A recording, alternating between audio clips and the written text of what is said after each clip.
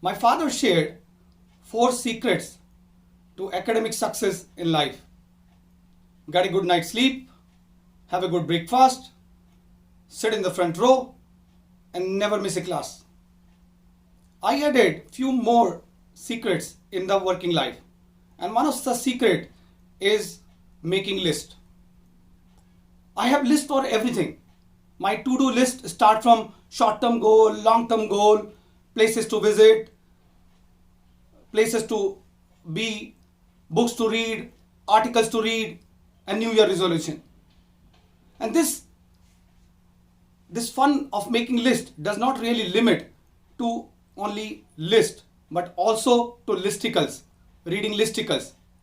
What are those listicles? Do you know something about listicles?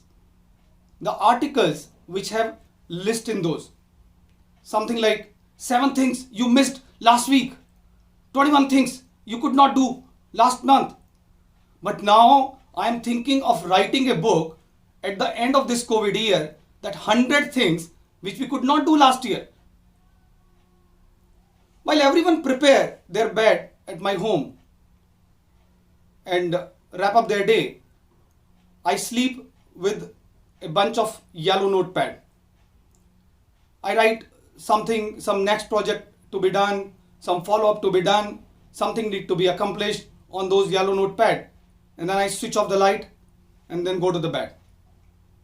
One of such notepad where I wrote about completing dynamic leadership pathway disappeared from my bedside table. An idea of completing this project was really exciting me for last couple of days, but because of this missing slip, I completely forgot about it. And not only this, few days back I wrote a word called father on index paper. I thought this index paper I will, when I deliver my speech, I will look at the index paper and then talk about a funny incident between me and my father. I took this index paper to the podium, stood there, started delivering my speech, and when the turn came, I looked at the index paper, the word father, and it did not trigger anything to me. I was just staring on it, looking here and there, what to talk, what to deliver. I took this problem to one of the doctor, and he said, your problem is either electrical or chemical, but not medical. He says that your synapses do not really connect. They repel each other. Something like two ends of magnets. And that's what happened with me in my icebreaker speech, where I delivered some good funny incidences about my life, my first international travel. And after that speech, I completely went cold.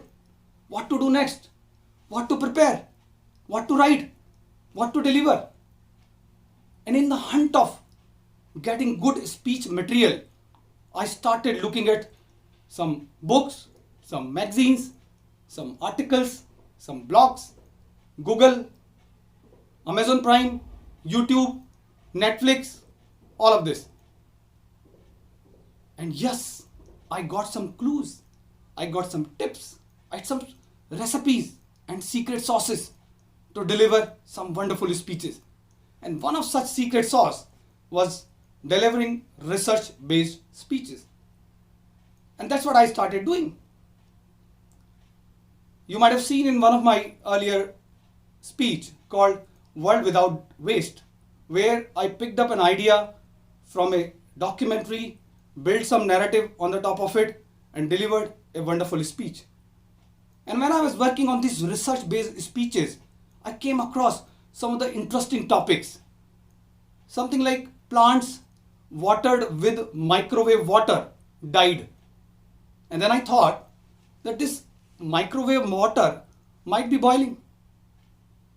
Another same thing, that plant which were exposed to Western music got stunted. And plant which were exposed to classical music thrived.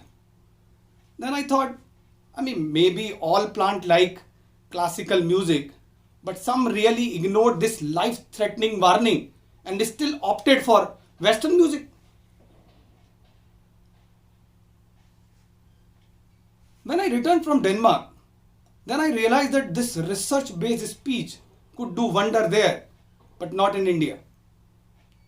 And same happened, whatever could create a good humor in Denmark cannot even create a smirk in India. Then what should I do? I didn't have any clue. And then next came the lockdown, where the life, some occasional, mask on walk or something, my life was just limited to 2 locations, and that too in the same room. One at my bed, where I sleep and scroll. Another at my desk, where I type and scroll. So getting away from research-based speeches and these screens, I started reading newspaper. And not only one, but 2 newspapers daily. And these 2 newspapers are thrown in my balcony by 2 energetic boys, which I feel are very good player in frisbee, because they have a tough competition of flinging the newspaper into my balcony to one of the most inaccessible area, and they do it quite well. Every morning I get an impromptu quota of my morning yoga when I bend to these remote areas of my balcony, sometime under a chair or a table, to pick up this newspaper. And in this process, I sometimes outleap to a stray cat sitting under the chair, and she really roars at me, something like a missile, looking like she's feeling that an armed alien is infiltrating into her adopted territory. Recently, I read a very funny article by none other than Mrs. Funnybone. You know who is Mrs. Funnybone? Twinkle Khanna. She writes article every alternate Sunday in Times of India. And somehow I missed to preserve this newspaper. This particular article had a huge potential to give me some clues about my next speech.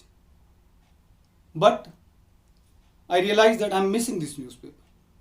I asked my wife, and she in turn asked me some very interesting and interrogative questions, which were really necessary for the detective work of finding this paper. Which color? Which date? Which publisher? Which page? After answering all these questions, I immediately rushed to my backyard, because that's where we stock all the old newspaper. And I started scanning those newspaper. In the meantime, my wife joined me there.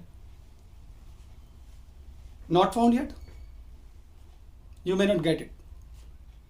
And soon this paper under question was declared missing. While I started searching for it and debate continued or something, she once again asked me, but where can it go? We haven't sold the newspaper for a long time.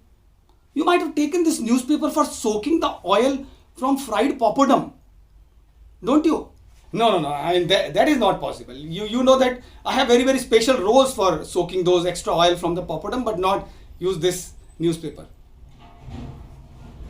You might have taken this newspaper for cleaning the mirror or glasses or something. Yes, that may be a possibility, because quite often I use newspaper for cleaning glasses. That's where I get fresh dose of interesting news and gossips to quench my thirst for fun and humor. So I immediately rushed from backyard to front yard to kitchen to balcony to washroom, and washroom to bedroom. Oh God, I got something, but not the newspaper. It was a half-read book, which I was frantically looking for. But it did not deserve to be there. How can it be here? And here come my wife, who gave me more than 5 reasons that book has been found in its rightful place. Once again, this debate continued. I took this abused book, placed on a bed, and in the meantime, this book started slipping through the gap between bed and wall. I bent down to retrieve this book. I spied something. Oh, there is an edge of a paper. Yes, it is a newspaper which I was looking for. Wow! But hang on. There is a yellow paper as well. Yes, there is a yellow paper. It is the same paper where I wrote a reminder about this project, titling Hunting Paper, Newspaper, and Humor.